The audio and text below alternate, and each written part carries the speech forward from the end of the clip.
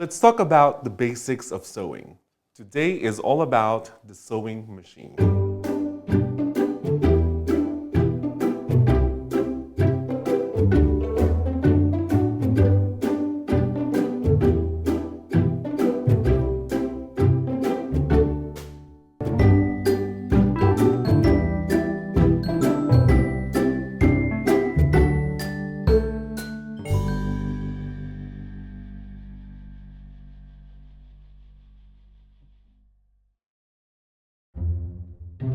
Hi there, sewing friends.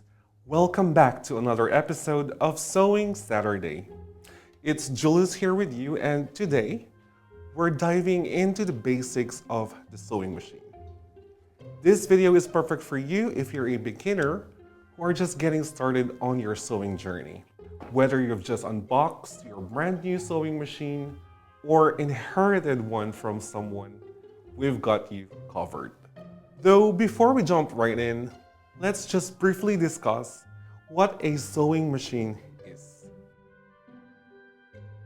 The sewing machine is a mechanical or computerized device used to stitch fabric and other materials together with thread. It is the most important element in the garment industry as it minimizes laborious tasks. They can perform a variety of stitches and are essential tools for sewing projects ranging from simple repairs to intricate garment construction and crafting. If you're an absolute beginner, looking at a sewing machine can be both exciting as well as intimidating. This is very normal for everyone who is just starting their sewing journey. Even the process itself can seem complex or complicated at first, but once you get the hang of it, say about 2 to 3 projects, you'll find that it's very easy. So before you begin those exciting sewing projects, first, let's get to know the essential parts of the sewing machine. The very first thing you need to know, of course, is where to locate the power switch and where the power cable goes into. It is located at the right-hand side of this machine, the TR14A. This is one of Brothers' numerous mechanical sewing machines. Going to the top side of the sewing machine, we have the spool holder. The main function of the spool holder is to control the thread direction and hold the spool. It can be in the horizontal or vertical direction.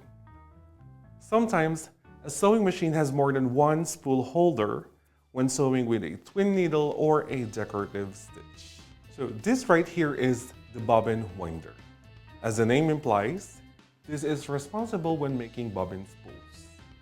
And beside the bobbin winder is what we call the bobbin sensor. This part senses when the bobbin is full. Don't worry, I will demonstrate this in the next video when we get to threading the machine. Next is the thread guide bar and the bobbin winding tension disc. This controls the direction of the thread, and this is where the thread will pass through first when threading the machine or when winding a bobbin. Going into the front of the machine, the first noticeable part you will see is probably the stitch selection dial. This right here is used when changing into different kinds of stitches, whether it be a straight stitch, a zigzag stitch, or a buttonhole stitch. On the side is also a very important part, the hand wheel. The hand wheel is used in raising and lowering the needle. Not many people know that they can also use the hand wheel when making manual stitches. Right next to the stitch selection dial is the stitch balance. The main function of the stitch balance is to maintain the length of the stitch during sewing. Stitch length may vary depending on the fabric type and sewing thread that is used when sewing. Next is the back stitch lever.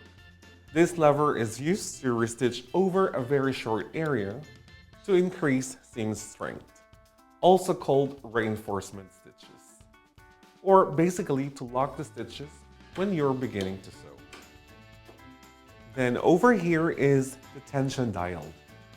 The tension dial is used to control tightness or looseness of the upper thread to avoid puckering problems when sewing. The tension dial can be adjusted depending on the thickness of the fabric as well. Though in most cases, it can be left at 4 for standard sewing. A little bit on the inside is the thread take-up lever. The main function of the thread take-up lever is threading the sewing needle and maintaining the proper tension. If the thread take-up lever is incorrect when threading, the thread will knot up, break, and might jam in the machine. Also, always make sure that the thread take-up lever is raised after sewing a seam. And then we have the needle and the needle bar. The main function of the needle, as we all know, is to form the stitch during sewing. The needle fits in the needle bar, which holds the needle with a small screw. So always make sure to tighten the screw before sewing. This is to avoid flying needles everywhere. Next up is the throat plate. This is where the fabric is fed and sewn. You'll notice that the throat plate has markings which indicates its distance from the needle. This is also the seam allowance guide, where the edge of the fabric is usually lined up with. So it's best to start practicing using the seam allowance guide, as it can help you in the long run. Of course, we have the presser foot. The presser foot is used to put pressure on the fabric during sewing. It also helps to prevent wrinkles that could mess up the stitch. Most sewing machines come with different kinds of presser feet, each with its different purpose and uses. The presser foot can be changed by just pressing this button at the back. Also, one part that we usually miss is the presser foot holder. This is what holds the presser foot in place.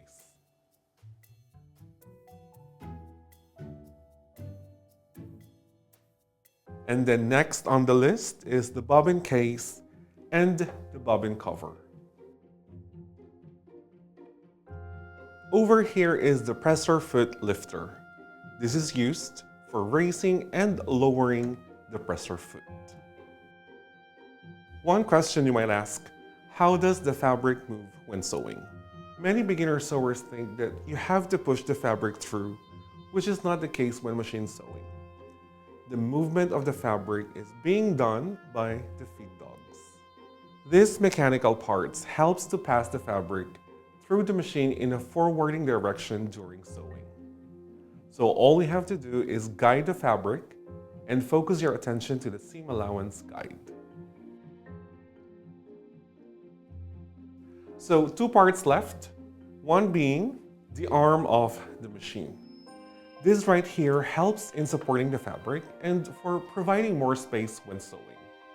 This can also be removed when sewing 2 pieces of fabric like a sleeve for better maneuvering.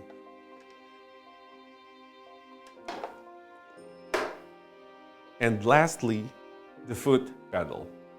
This is interconnected with a power cable and is responsible for regulating the speed of the sewing machine. The foot pedal is always placed on the floor, as obviously it's operated by your foot. And there you have it, the basic and the most important parts of the sewing machine, each with its own function and purpose.